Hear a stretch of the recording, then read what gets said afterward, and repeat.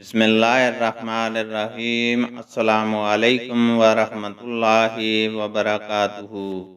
हदीस नबी सल्लल्लाहु अलैहि वसल्लम है, जब नबी करीम सल्लल्लाहु अलैहि वसल्लम गुस्ल जनाबत फरमा रहे थे, मैंने आप सल्लल्लाहु अलैहि वसल्लम का पर्दा किया था।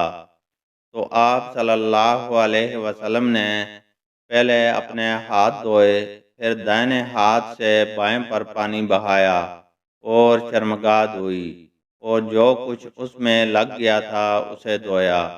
फिर हाथ को ज़मीन या दीवार पर रगड़ कर धोया। फिर नमाज की तरह वज़ू किया, पाँव के अलावा। फिर पानी अपने सारे बदन पर बहाया और उस जगह से हटकर दोनों कदमों को धोया। इस हदीस में अबू अवाना और मोहम्मद बिन फज़ैल ने भी पर्दे का जिक्र किया है।